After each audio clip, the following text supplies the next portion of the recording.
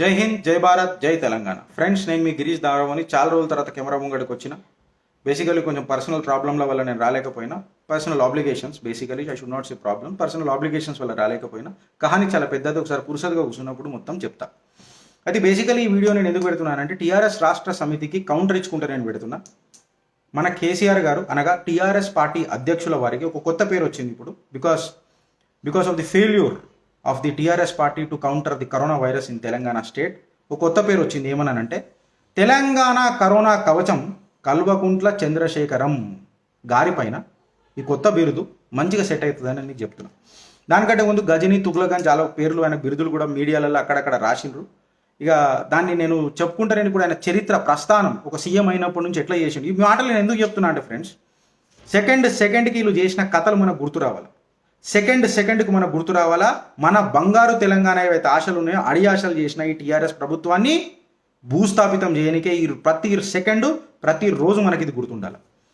CM కాగానే సమగ్ర కుటుంబ సర్వే చేసిండు మన కరోనా కవచం కల్వకుంట్ల చంద్రశేఖరం గారు.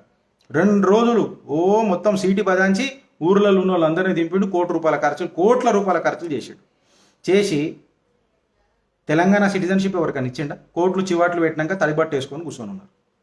తుగుల చేతలు కావా? నేను మీకు చెప్తున్నా ఫ్రెండ్స్, ఇది మీరు వినండి. మన కరోనా కవచం కల్వకుంట్ల చంద్రశేఖరం గారికి ఇంకొక బిరుదు కూడా ఉన్నది, ఏంటంటే గుంతలు దోవే ఎక్స్పర్ట్ అని. ఎందుకంటున్నా ఈ మాటనంటే మెడలోంచి 10 ఫీట్ల కింద అలా మడబెడతాడట మీడియా పర్సన్లను. ఆన్ రికార్డ్ అన్న మాటలు మీకు నేను స్క్రీన్ షాట్లు కూడా పెడతా. మజాక్లు కావి. ఇంత పెద్ద ధైర్యస్తుడు, మళ్ళా పెద్ద మొగోడు, బాహుబలి కంటే పెద్ద కండలు తిరిగిన మహారాజు. మళ్ళీ చెంచబెట్టికి ఇస్తే చెటాక్ కూర వెళ్తుందో లేదో తెలియదు, కానీ సారికి మాటలు మాత్రం పెద్ద పెద్దగా ఉంటాయి. మోడీ గారనే ఫేసిస్ట్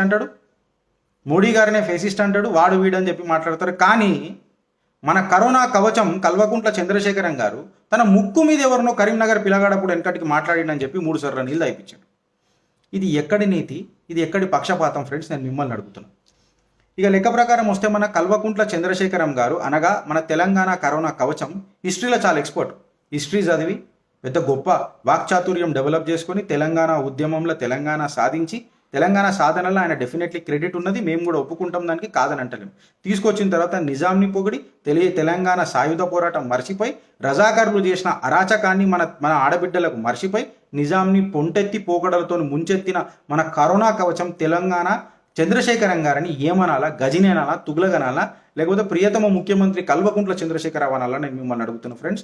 ఈ మాట నేను ఎందుకు అంటున్నానంటే, పివి నరసింహారావు గారు మహనీయుడు. పివి నరసింహారావు గారి మన ఏమంటారు 100 years జయంతి సెలబ్రేషన్స్ అని చెప్పి కోట్ల రూపాయలు ఖర్చు పెట్టడానికి ప్రయత్నం చేసిండ్రు.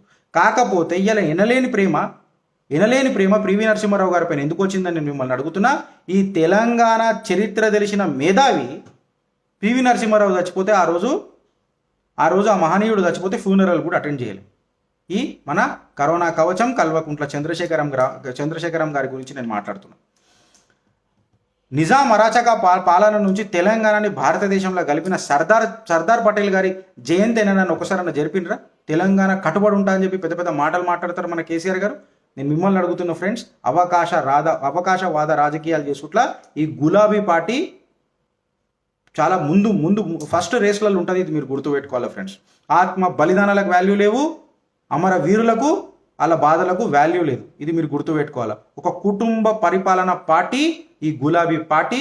అందుకే మన కరోనా కవచం మన కల్వకుంట్ల చంద్రశేఖరం గారిని నేను ఇన్ని క్వశ్చన్లు అడుగుతున్నా ఫ్రెండ్స్. ఇవాళ కరోనా విషయంలో మనం చూసినాం, అడ్మినిస్ట్రేషన్ ఎట్లా కొలాప్స్ అయిందో చూసినాం. అరే ఈ కనెక్ట్ అనేది లాస్ట్ మైల్ కనెక్టివిటీ వరకు ఉండాలి. ఫుడ్ సోల్జర్ని ఎంగేజ్ చేయాల్సి వస్తుంది, ప్రభుత్వాన్ని కానీ లేకపోతే మన అడ్మినిస్ట్రేటివ్ విభాగంలో కానీ ఎవరైనా కానీ ఫుడ్ సోల్జర్ ఎంగేజ్మెంట్ అనేది చాలా ఇంపార్టెంట్ ఉంటుంది.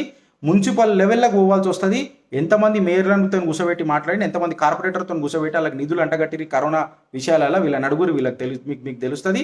పైసలు మొత్తం జేబులలో వేసుకొని ఏడేడు వేసుకున్నారు. ఆ లెక్కలు చెప్పమనుర్రి. మన అరవింద్ అన్న కూడా ఇప్పటికి ఎన్నోసార్లు అడిగిండు, అది చెప్పమనండి, వాళ్ళు చెప్తే అప్పుడు మాట్లాడదాం. మనం ఒకటే విషయం చెప్పాలని అంటే ఏంటంటే ఫ్రెండ్స్, గులాబీ పార్టీకి ఇక నడపనికే ఒక రథసారథి ఎవరు లేరు. ఇక తండ్రి కొడుకుల మీద కంప్లీట్గా నమ్మకం పోయింది. అగర్ టీఆర్ఎస్ పార్టీ ప్రతిపక్షంలో కూడా కూర్చోవాలని ఉంటే హరీష్ అన్న రావాలా, ఇక లేకపోతే హరీష్ అన్న వీళ్ళు సైడ్ జరిపారంటే అది జర కొంచెమో గొప్పనో సంతోష్ అన్న రావాలా. లేకపోతే వీళ్ళ ముఖం చూస్తే ఇక సచినోడు కూడా ఓటేయడు. ఇట్లాంటి పరిస్థితి ఉన్నది ఇలా టీఆర్ఎస్ పార్టీది. మీరు గుర్తుపెట్టుకోవాలి ఫ్రెండ్స్, నేను మీకు చెప్తున్నా. ఇక మన కరోనా కవచం కల్వకుంట్ల చంద్రశేఖరం గారు స్వభావ హృదయుడు. ఈ మాట నేను ఎందుకని చెప్తున్నానంటే రైతుల గోస ఆయనకు ఎప్పుడు అర్థం కాదు. 40, 50, 60 సంవత్సరాలు పనిచేసి పెన్షన్లు కట్ చేసి వాళ్ళ జీవితాన్ని రోడ్డు మీదకి తీసిన మన కరోనా కవచం కల్వకుంట్ల రావు గారి గురించి నేను ఏం మాట్లాడాలన్నది నేను మిమ్మల్ని అడుగుతున్నాను ఫ్రెండ్స్. కాంట్రాక్ట్ ఉద్యోగుల గోస గుర్తురాదు, కానీ సానియా మిర్జాకు మాత్రం వెనుకటికి 2 కోట్లు ఇయనికి మాత్రం ఈయనకు స్వభావ హృదయం గుర్తొచ్చింది.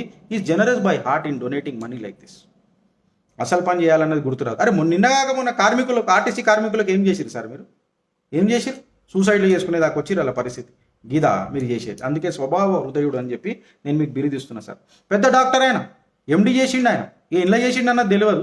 ఎంఎస్సి పొలిటికల్ సైన్స్లో ఆయన డాక్టరేట్ చేసిండు. ఇక ఆయన మొత్తం ఇక నేను ఇట్లనే మాట్లాడాల్సి వస్తుంది. ఇక ఆయన చేసి ఈ మాటలు నేను ఎందుకు అంటున్నానంటే MSc political science in medicine అనుకోరు. ఇక ఇట్లనే ఉంటుంది. డాక్టర్ల రాజకీయం ఎట్లా చేయాలన్నది మన సార్ నేర్చుకున్నారు. ఎందుకనంటే ఇలా కరోనా వచ్చిందని చెప్పి మీరు తెలంగాణ రాష్ట్ర ముఖ్యమంత్రిని తిడుతున్నారని అంటే అది పెద్ద తప్పు. మీకు క్లియర్ కట్గా చెప్తున్నా. కేటీఆర్ గారికి నేను ఒక చరిత్ర చెప్పడానికి ప్రయత్నం చేస్తున్నాను. ఎందుకంటే మీకు సుఖం ఎక్కువైంది సార్, మీకు ఇవన్నీ తెలుస్తలేదు ప్రజల కష్టాలు ఏందని అన్నది. అందుకే మీకు చరిత్ర గుర్తు చేయడానికి ప్రయత్నం చేస్తున్నా కేటీఆర్ గారు, మీరు గుర్తుపెట్టుకోరు. అందుకే మీ నాయనకు ఒక కొత్త బిరుదు ఏమి ఇచ్చినాము, తెలంగాణ కరోనా కవచం కల్వకుంట్ల చంద్రశేఖరం గారికి నేను ఒక గుర్తు యాద్ చేపిస్తున్నానంటే ఇలా కొత్త కాదు. స్వైన్ ఫ్లూ ఉన్నప్పుడు కూడా తెలంగాణ నంబర్ 1 ఉండే. 17 డెత్తులు, 500 కేసులు ఉండే. హాస్పిటల్కి పోయి నిగనిగ చెంపలు పెట్టుకొని మన కరోనా కవచం కల్వకుంట్ల చంద్రశేఖరరావు గారు ఏమన్నారంటే ఈ 3rd క్లాస్ వైరస్ మమ్మల్ని ఏం చేస్తుందండి, ఇంత దానికి పెద్ద మీడియాలో లాభాన్ని పెద్దగా రాస్తున్నారు. సేమ్ మన కరోనాకు మాట్లాడినట్టే మాట్లాడండి. పారాసిటమాల్ వేసుకుంటే కరోనా పోతుంది అని చెప్పిన ముఖ్యమంత్రి ఇలా పరేషాన ఇంట్లోకి బయటికి వెళ్తలేడు. మళ్ళీ ఏడున్నాడో ఎవరికి తెలియదు. ఇది పరిస్థితి తెలంగాణలో. అబద్ధాల పుట్ట ఈ మన కరోనా కవచం కల్వకుంట్ల చంద్రశేఖరం గారి పార్టీ. ఇది మీరు గుర్తుపెట్టుకోవాలి ఫ్రెండ్స్. నేను మీకు చెప్తున్నా 27 డిగ్రీలు వస్తే వైరస్ చచ్చిపోతుంది అని అన్నారు. మళ్ళీ కరోనా ఏమైనా ఏసీ పెట్టుకొని తిరిగింది అప్పైలా? ఇంత టెంపరేచర్లో వచ్చినా ఎందుకు చస్తలేదు? కేసీఆర్ గారు మీరు సమాధానం చెప్పాలని నేను మీకు చెప్తున్నా. కరీంనగర్లో తీసుకున్న చర్యలన్నీ కేరళ కాపీ కొట్టింది. అందుకే వాళ్ళు ఇట్లా చేసారు. మనం కూడా ఇక తెలంగాణను మంచిగా కరోనాను అరికట్టుకుందామని చెప్పి పలుకులు వాళ్ళకి ఇలా తెలంగాణని నాశనం పట్టించారు మీరు కరోనా కేసులతోని. ఇది మీరు గుర్తుపెట్టుకోవాలి. అబద్ధాల పుట్ట దీనికంటే పెద్ద గొప్ప మాట నిదర్శనం ఇక లేదు. కేసీఆర్ గారు మీ పట్ల ఉన్న సానుభూతి కూడా చచ్చిపోతుంది సార్. ఈ నేను ఏమనాలో నాకు అర్థమవుతలేదు. అందుకే కరోనా కవచం కల్వకుంట్ల చంద్రశేఖరం గారికి నేను క్లియర్ కట్గా చెప్తున్నా. ఇక యువరాజ్కి అయితే అసలే పట్టింపు లేదు. ఏడునోడేమో కరోనా టైంలో మాకు అర్థమవుతలేదు. ఇక నేను మీకు చెప్తున్నా. ఇక మాట్లాడుకోవాలంటే చాలా పెద్దగా ఉంటాయి ఫ్రెండ్స్, చాలా పెద్దగా ఉంటాయి. కానీ నేను ఇక కట్ చేసుకుంటూ వస్తున్నాను. వెనకటికి స్వైన్ ఫ్లూ అరికట్టలేని ఆరోగ్య శాఖ మంత్రి అని చెప్పి రాజయ్యని సస్పెండ్ చేసిండు. మళ్ళీ ఇప్పుడు ఈ కరోనా కేసులలో ఈటల రాజేందర్ని సంకలకి ఎత్తుకెత్తుకున్నాడు అని చెప్పి నేను మిమ్మల్ని అడుగుతున్నా ఫ్రెండ్స్. మన ఈటల రాజేందర్ గారు అయితే ఇంకా దురదృష్టకరమైన స్టేట్మెంట్లు ఇస్తారు. ఏంటంటే ఒకరిద్దరు చచ్చిపోతే ఇంత పెద్ద రాధాంతం చేస్తారా అండి అని చెప్పి మాట్లాడతారు.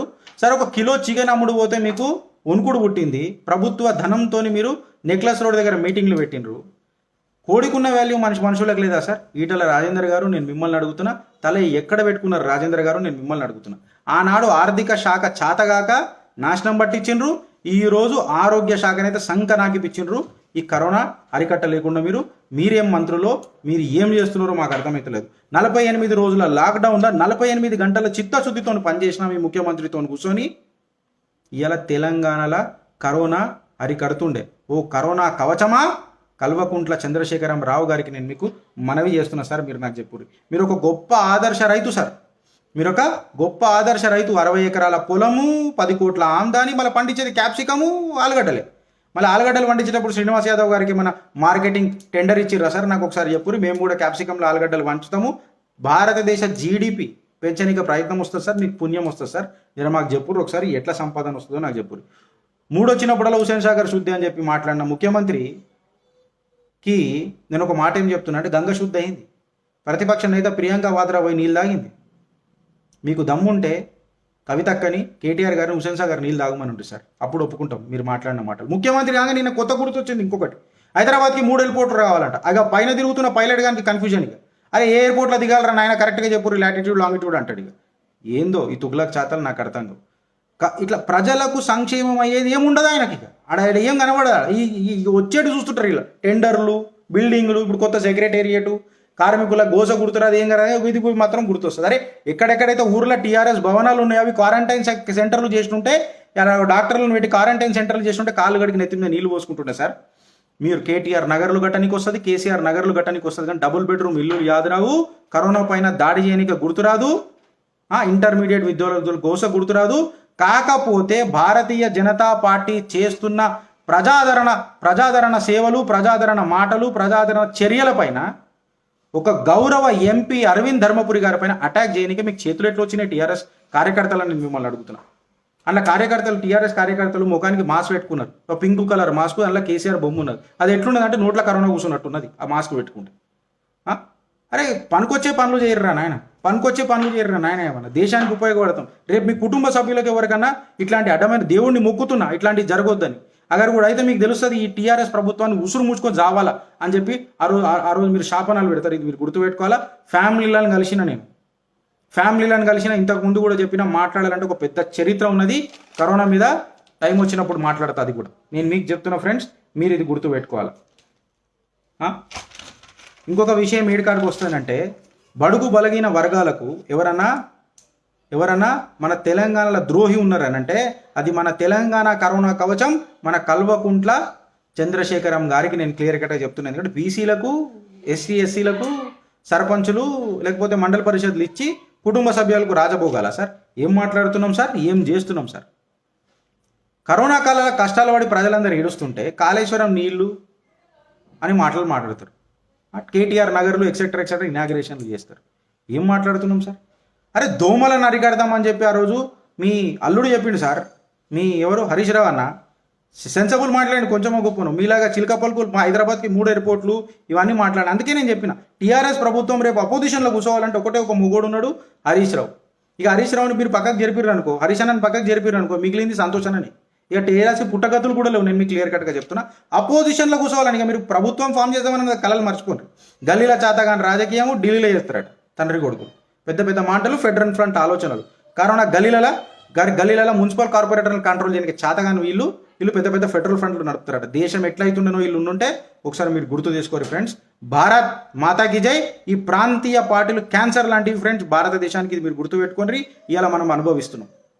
100 పడకల ఆసుపత్రులు మేనిఫెస్టోలో పెట్టిరు మండలానికని, అది కట్టుంటే కూడా ఇలా కరోనాను మనం అరిగడుతుండే ఫ్రెండ్స్. ఇది మీరు గుర్తుపెట్టుకోవాలి. డాక్టర్లు షార్టేజ్ ఉన్నది, ప్రతి దగ్గర డాక్టర్ల షార్టేజ్ ఉన్నది. అందుకే తెలంగాణలో టెస్టులు కూడా తక్కువైనాయి ఫ్రెండ్స్. ఎక్కడ ఇలా రాదాంతం బయటపడుతుందో అని చెప్పి తెలంగాణలో టెస్టులు కూడా తక్కువైంది. డాక్టర్ల గోస నేను చెప్పమంటే చెప్తా ఫ్రెండ్స్. కహానీ అభి బాకీ హై, పరేషానీ అభి బాకీ హై. मैं फिर आऊँगा और फिर बताऊँगा ये కరోనా की కహానీ और తెలంగాణ ప్రజలు ఎట్లా తడపడాంచినరు, గిలగిల కొట్టుకున్నారో స్టోరీ చెప్తా ఫ్రెండ్స్. భారత్ మాతాకి జై. హాయ్ ఫ్రెండ్స్, మా టుడే టుమారో యూట్యూబ్ ఛానల్ చూస్తున్నందుకు చాలా థ్యాంక్స్. మరిన్ని లేటెస్ట్ వీడియోస్ కోసం వెంటనే సబ్స్క్రైబ్ చేయండి. అలాగే ఈ బెల్ ని కూడా రింగ్ చేసేయండి. మా నోటిఫికేషన్స్ అన్ని మీ మొబైల్లో వస్తాయి. అలాగే మా వీడియోస్ మీకు నచ్చితే లైక్ చేయండి, షేర్ చేయండి, నచ్చకపోతే కామెంట్ చేయండి.